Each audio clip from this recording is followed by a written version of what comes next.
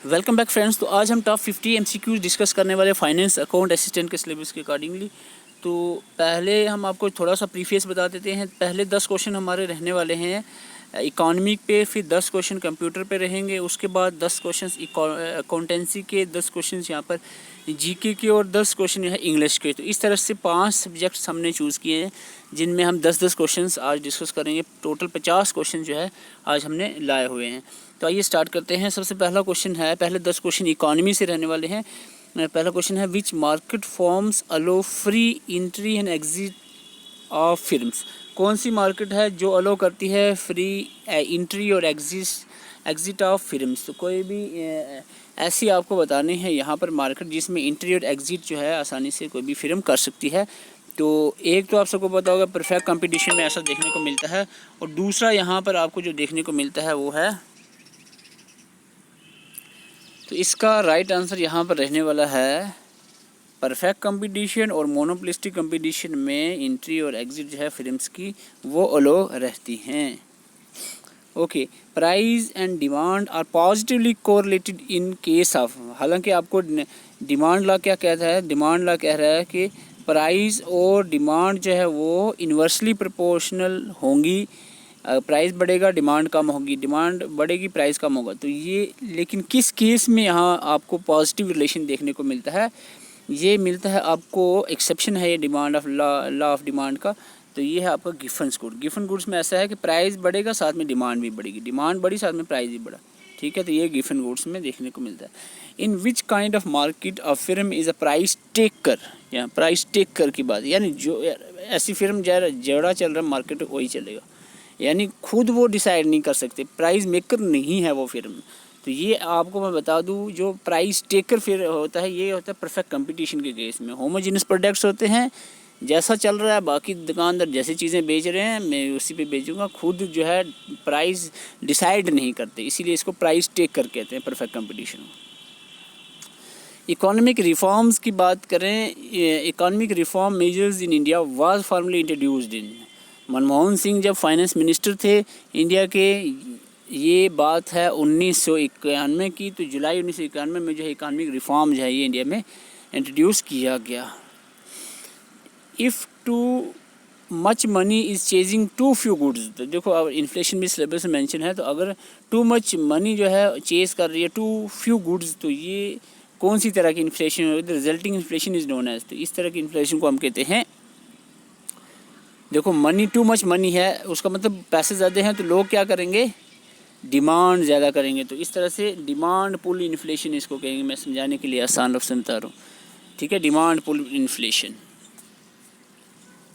Which of the following will have elastic demand. इनमें से किसमें इलास्टिक डिमांड देखना। इलास्टिक डिमांड क्या मतलब हुआ, डिमांड इलास्टिक का मतलब हुआ फ्लेक्सिबल डिमांड होगी, फ्लेक्सिबल डिमांड होगी। फ्लेक्सिबल डिमांड का मतलब हुआ यहाँ पर, फ्लेक्सिबल डिमांड का मतलब हुआ यानी जब यहाँ पर इलास्टिक डिमांड क्या मतलब हुआ, यानी जब डिमांड इंक्रीज़ और डिक्रीज़ हो सकती है। ठीक है, इंक्रीज़ और डिक्रीज़ हो सकती है प्राइस की वेरिएशंस की वजह से। तो इस केस में यहाँ पर देखो माचिस है आपने सैंपल, उसकी डिमांड पे कोई असर नहीं है। माचिस जिसने लेनी है उस पर प्राइस बढ़े कम हो वो कंस्टेंट रहे। देखो एनसीईआरटी बुक, जिसने क्लास एडमिशन लिया बुक्स लेनी है तो एनसीईआरटी बुक वो लेगा। मेडिसिन कंपलसरी है, ये लेनी है, प्राइस बड़े कम हो लेनी। इन पे ये इलास्टिक डिमांड्स इन पे ये लागू नहीं होता है, लेकिन एयर कंडीशन का मसला यहाँ पर है, इसमें फ़र्क है। इलास्टिक डिमांड यानी इस पर कम और ज़्यादा वेरिएशन आ सकती है डिमांड के अंदर, ठीक है, प्राइस के चेंज होने से। तो इसलिए एयर कंडीशनर को में हम इलास्टिक डिमांड देखेंगे। Who said that the constant drain of wealth from India was possible for India's economic miseries. किसने कहा था, तो ये कहा था, देखो ड्रेन ऑफ वेल्थ की बात आ गई तो सीधा आपको पता चल गया होगा दादा भाई नेहरू जी की बात चल रही है। When total product is maximum then the marginal product will be. फिर भी बार मैं इस कंसेप्ट को ला रहा हूँ, वो डायग्राम आपको माइंड में आ रही होगी। टोटल प्रोडक्ट जब मैक्सिमम होगा तो जो मार्जिनल प्रोडक्ट होगा, ये डायग्राम ये वाली डायग्राम 3 स्टेजेस वाली आपको याद आ रही होगी। ठीक है, जब टोटल प्रोडक्ट मैक्सिमम होगा इस वक्त मार्जिनल प्रोडक्ट हमारा कितना होगा, 0। टोटल प्रोडक्ट जब मैक्सिमम होगा marginal product 0। What base year is use to calculate per capita income in India. Per capita income जो है वो 2011-12 के बेस ईयर को लेकर मेजर की जाती है, ये अपनी याद रखना है। 2011-12 विच of the following is a source of production, इनमें से कौन सा सोर्स ऑफ प्रोडक्शन है। तो सोर्स ऑफ प्रोडक्शन की बात करें तो लैंड, लेबर और capital, all of these are the source of production. तो ये थे 10 क्वेश्चन इकॉनमी से। आगे हम 10 क्वेश्चन कंप्यूटर्स के डिस्कस करने वाले हैं। Which of the following statement is correct. Modem is a software, क्या मॉडम सॉफ्टवेयर है। Modem help in stabilising the voltage, ऐसा बिल्कुल भी नहीं है। Modem is a operating system, ये भी नहीं है। तो मॉडम का काम होता है कन्वर्ट करना एनालॉग सिग्नल को डिजिटल सिग्नल में और वाइस वर्सा। तो ये आंसर रहेगा D. Hardware devices that are not part of the main computer system और and are often added later to the system. देखो मैं आपको पहले बताया, हार्डवेयर डिवाइसेस जो बाद में ऐड की जाती हैं, सिस्टम के साथ जोड़ी जाती हैं बाहर से, that are called as peripheral devices, इनको हम पेरिफेरल डिवाइसेस कहेंगे।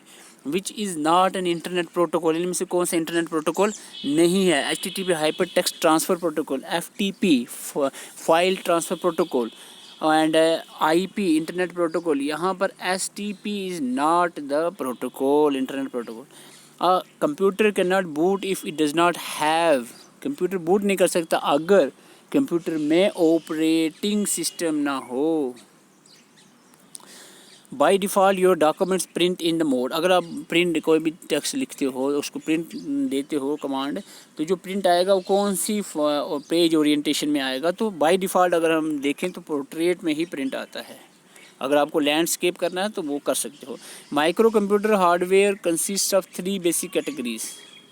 जो हमारे माइक्रो कंप्यूटर जो होते हैं, यानी सिंपली हम PC की पर्सनल कंप्यूटर की बात करें, 3 मैन फिजिकल इक्विपमेंट्स होती हैं और उसमें आपको बताना है। एक तो हमारा आ गया सिस्टम यूनिट, ठीक है, दूसरा हमारा आ गया इनपुट आउटपुट डिवाइस और तीसरा मेमोरी।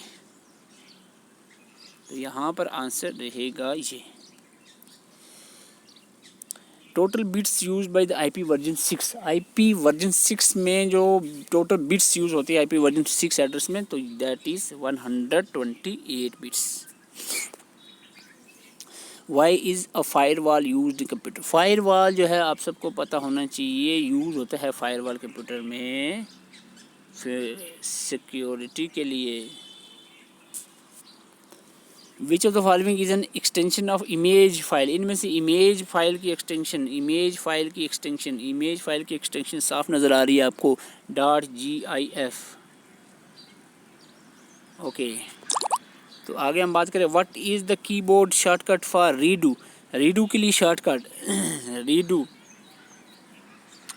रीडू के लिए शॉर्टकट होती है Ctrl+Y, Ctrl+Y। तो ये 10 क्वेश्चन थे हमारे कंप्यूटर के। अब हम बात कर लेते हैं अकाउंटेंसी पे। तो पहला क्वेश्चन है the credit side of the cash book. Cash book में 2 साइड होती है, क्रेडिट डेबिट। और क्रेडिट साइड में हमारा आता है कैश बुक की क्रेडिट साइड में हमारी आती है पेमेंट्स, इसको हम पेमेंट साइड भी कहते हैं। और जो डेबिट साइड होती है वो होती है आपकी रिसिप्ट साइड।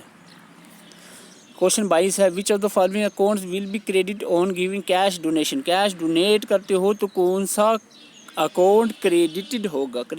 तो ये आपका कैश डोनेशन पे जनरल, आपने जनरल एंट्रीज अगर आपने पढ़ी है तो ये आपको बता दूं कैश अकाउंट यहाँ पे क्रेडिट होगा। क्वेश्चन 23 है due to which concept accounting does not record non function transaction. कौन सा कंसेप्ट कह रहा है कि अकाउंटिंग में नॉन फाइनेंशियल ट्रांजेक्शन रिकॉर्ड नहीं की जाती अकाउंटिंग में। तो ये कह रहा है आपका मनी मेजरमेंट कंसेप्ट। ओके,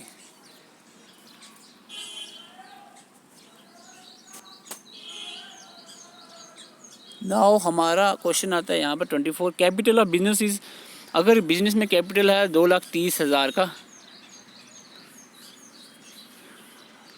2,30,000 का, और लाइबिलिटी जो है उस यहाँ पर बिजनेस पे है 50,000 की, और लॉस हो गया 80,000 का, देन एसेट कितना होगा ये फार्मूला लगाना है आपने। और वीडियो पास करके इसका आंसर बताना है। तो मैं आप यहाँ पर इसका आंसर मैं बता देता हूँ, वीडियो पास करके पहले सॉल्व कर लो। सिंपल सी न्यूमेरिकल है, इतना ज़्यादा कुछ नहीं है। तो इसका आंसर रहेगा 2 lakh. Which of the following is the correct entry to record cash purchase of Rs 3000 from Amar. Amar से 3000 की कैश परचेज होती है अमर के साथ। तो ये इसकी कैश एंट्री कैसे आएगी? इसकी आएगी डेबिट जो है होगा कौन सा, परचेज अकाउंट, और क्रेडिट होगा यहाँ पर कैश अकाउंट बाई 3000। ओके, तो जर्नल पे थोड़ा सा होल्ड होना चाहिए। अभी आपके पास समय है। अब इसमें अगर आपने जनरल एंट्रीज नहीं आपको आती हैं, थोड़ा सा इस पर प्रैक्टिस करें। The process of transferring the transactions from journal to the ledger is called as. Journal से लेजर में जो आप ट्रांसफ़र करते हो ट्रांजेक्शन्स को, तो इसको हम कहते हैं, इस प्रोसेस को पोस्टिंग। क्वेश्चन नंबर 27 है which option gives a review report on the films financial status at a specific date. Specific date की बात आ जाती है तो रिव्यू रिपोर्ट जो है फाइनेंशियल स्टेटस देता है स्पेसिफिक डेट पे कौन? Balance sheet. Which of the options is not intangible asset. इनमें से कौन सा इंटेंजिबल एसेट नहीं है? इंटेंजिबल एसेट इसमें नहीं है आपका, वो है आपका लैंड, पेटेंट, गुडविल और फ्रेंचाइज राइट्स, ये सारे इंटेंजिबल एसेट्स हैं। Profit and loss accounts would not include. Profit and loss account जब आप मेंटेन करते हो तो उसमें क्या चीज़ नहीं आएगी? प्रॉफिट एंड लॉस अकाउंट में हमारे जो हम पर्सनल यूज़ के लिए निकालते हैं, ड्राइंग जिसको हम कहते हैं, वो इसमें नहीं है, दर्ज की जाएगी। What is the partnership written agreement known as. जो पार्टनरशिप होता है कंसेप्ट, उसमें जो रिटन एग्रीमेंट होता है उसको हम यहाँ पर क्या कहते हैं? अकाउंटेंसी की लैंग्वेज में यहाँ पर इसको कहा जाता है पार्टनरशिप डीड। तो ये थे अकाउंटेंसी के 10 बेसिक क्वेश्चंस, होपफुली आपको ये आते होंगे। अब हम बात करने वाले हैं जीके के 10 questions. Who was the viceroy of the time at the time of the Quit India Movement के टाइम पे वाइसराय इंडिया का कौन था? तो क्विट इंडिया मूवमेंट के टाइम पे 1942 में वाइसराय थे Lord Linlithgow. Who was the other Congress leader who joined with Motilal Nehru to start Swaraj party? 1923 में मोतीलाल नेहरू और दूसरा कौन सा बंदा था जिन्होंने स्टार्ट की थी? ये थे CR Das, Chittaranjan Das. With respect to Hari Singh which among the following is correct option? Hari Singh Dogra ruler थे, लास्ट डोगरा रूलर थे, सबको पता है। उसका मतलब ये ऑप्शन सही है, या तो अगर एक और हो सही हुआ तो उसका मतलब आल आंसर होगा। He introduced the state subject in JNK on 31 March 1927 में, तो ये भी करेक्ट है, इसका आंसर सीधा डी हो गया। ऑल ऑफ द अबो और ही साइन इंस्ट्रूमेंट ऑफ सेशन 26 अक्टूबर 1947, ये भी करेक्ट है। तीनों स्टेटमेंट हरि सिंह, महाराजा हरि सिंह के रिलेटेड करेक्ट हैं, तो ये आपने याद भी रखनी है। क्वेश्चन अगर 34 famous Chinese Pilgrim Hyang Tsang who visited valley called the valley as. आप सबको पता है चाइनीज़ पिलग्रिम हांगसंग जो है ये दुर्रा बरदाना के दौर में, कलकत्ता डायनेस्टी के दौर में 700 कुछ लगभग AD में ये विज़िट किए थे जम्मू कश्मीर में वैली में। तो ये इन्होंने जब विज़िट किया तो कश्मीर का इन्होंने जो नाम दिया वो क्या था? काशीमीलो। ये रहेगा B answer. Question 35 which of the following scheme has been launch by Odisha government in September 2022 to add ground water resources को बढ़ावा देने के लिए उड़ीसा गवर्नमेंट ने एक स्कीम लॉन्च की 2022 के सितंबर मंथ में, और ये स्कीम का नाम था छाता। विच of the following pair is not correctly match. National park और स्टेट्स में बताना है कौन सी स्टेट में। कान्हा नेशनल पार्क ये मध्य प्रदेश में है, आपको नॉट करेक्टली मैच बताना है। सुल्तानपुर नेशनल पार्क असम में नहीं है। सुल्तान आपने याद रखना हरियाणा, सुल्तान मूवी है ना, कुश्ती पे थी, हरियाणा इस तरह से याद रखना। सुल्तान हरियाणा में है सुल्तानपुर नेशनल पार्क। तो ये ऑप्शन यहाँ पर गलत है, तो आंसर मिल गया है। लेकिन गिर नेशनल पार्क गुजरात याद रखना, बांडीपुर कर्नाटका, तो ये साथ में याद भी रखना है। ओके, क्वेश्चन नंबर 37 है हॉटस्पॉट एरिया जो होते हैं वो है, इसमें क्या होता है? हॉटस्पॉट एरिया वो होते हैं बायोडाइवर्सिटी हॉटस्पॉट जो एरियाज़ होते हैं, इनमें हाई डाइवर्सिटी ऑफ बायोडाइवर्सिटी देखने को मिलती है। High density of biodiversity is the right answer. Example of detritivores कौन से होते हैं? जो डेड प्लांट्स एनिमल्स पे फीड करते हैं, तो इसकी एग्जांपल में हमारे पास आ जाता है। ठीक है, अर्थवर्म है, लेकिन ऑप्शन में एंट और बीटल्स भी आता है, इसलिए आंसर ये नहीं रहेगा। बैक्टीरिया और फंजाई सीधा आंसर माना जाएगा। XC2 conservation outside the natural habitat के अलावा किसी एक एनिमल या प्लांट को अपने हैबिटेट से उसको उठाकर कहीं और पर प्रिजर्व किया जाए, उसको XC2 कंजर्वेशन मेथड कहते हैं। और इसमें हमारे ये तीनों बॉटनिकल गार्डन, जू और जर्म प्लाज्म बैंक के तीनों XC2 मेथड हैं। इसका आंसर रहेगा D, all of the above are XC2 conservation. The pioneer in xerarch होता है, ज़ीरो सेल भी कहते हैं। Ecological succession on bare land, सूखी जगह पे ड्राई एरिया में जो इकोलॉजिकल सक्सेशन का कंसेप्ट चलता है ना, चलता है उसका जो सक्सेशन, तो उसमें सबसे पहला पायनियर होता है। फर्स्ट जो कम्युनिटी डेवलप होती है वो कौन सी होती है? सबसे पहले डेवलप होते हैं यहाँ पर लाइकन्स, फिर उसके बाद मॉसिस आते हैं, मॉसिस के बाद श्रब्स, उसके बाद हर्ब्स, उसके बाद ट्रीज। तो ये एक सीक्वेंस रहती है ecological succession on dry land. Change active, अच्छा इंग्लिश की अब बात, जीके की ख़त्म हो गया। 10 क्वेश्चन इंग्लिश के हैं। Change active into passive voice, active passive यहाँ पर कन्वर्ट करना है। It is being read by us, ये एक पैसिव दिया हुआ है, अब इसको एक्टिव में कन्वर्ट करना है। देखो बीइंग आता है तो बीइंग है, इसका मतलब हमें एक्टिव में कंटिन्यू यूज़ करना है। कंटिन्यू यहाँ पर एक ही में यूज़ है, तो सीधा सीधा आंसर आ गया आपके पास, वी आर रीडिंग इट। ठीक है, बीइंग यूज़ होता है ना जब पैसिव में, तो एक्टिव में बीइंग जो है वो किससे आता है? कंटिन्यू से, ING वाले वर्ड से। Kunal dash for the entrance exam and got admission in the good college. Kunal जो है व्हील रिपेयर नहीं होगा, देखो वो हुआ और उसके एडमिशन मिल गई गुड कॉलेज में, तो इसका मतलब पास्ट की बात चल रही है, तो विल भी नहीं आएगा, अपेयर्स भी नहीं आएगा और हैव अपेयर्ड भी नहीं, यहाँ पर सीधा अपेयर्ड आएगा। Answer A. Are you looking forward dash Nikhil again, तो are you looking forward to seeing, यहाँ पर ये आंसर रहेगा डी। थोड़ा सा जल्दी आंसर करें, अगर अब मैं जल्दी कर रहा हूँ वीडियो पास करके आंसर कर लें। Select the correct active form of the given sentence. Migrant was bidden to leave the country by the authority, तो इसका आपने आप बताना है एक्टिव,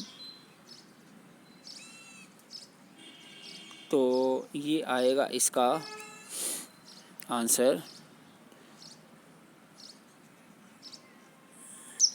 इसका थोड़ा सा मुझे कन्फ्यूज़न लग रही है, देखो आंसर इसमें यहाँ पर इस बी या डी में से ही आंसर है, तो होपफुली आप कमेंट करके मुझे ज़रूर क्रैक करवा देंगे कौन सा आंसर रहेगा 44 क्वेश्चन का। ज़रूर कमेंट करें इसमें एग्जैक्ट आंसर क्या रहने वाला 44 क्वेश्चन का। इसके बाद हम बात करते हैं 45 क्वेश्चन है, यहाँ पे 45 क्वेश्चन है। श्रिया हैज़ संग 3 सॉन्ग्स, तो श्रिया हैज़ संग 3 सॉन्ग, यहाँ पर आपको चेंज करना है पैसिव में। 3 सॉन्ग्स तो आएगा, ठीक है, श्रिया हैज़ संग 3 सॉन्ग्स, तो 3 सॉन्ग्स पहले आ गए तो हैव लगेगा। 3 सॉन्ग्स हैव, यहाँ पर आंसर सीधा ही आ गया, हैव लगेगा, हैव एक ही ऑप्शन है। बीइंग संग बाय श्रिया, तो सीधा ही मैंने हैज़ हैव से ही निकाल लिया इसका आंसर, क्योंकि श्रिया एक अकेली थी, हैज़ लगा। अब सॉन्ग्स पीछे आ गया ना, तो सॉन्ग्स 3 हैं, तो इसलिए हैव लगेगा, तो इसे ही ऐसे ही आंसर निकल जाता है। एक्टिव पैसिव जब करते हो ना सेंटेंस चेंज नहीं होगा, वो नरेशन में चेंज होता है।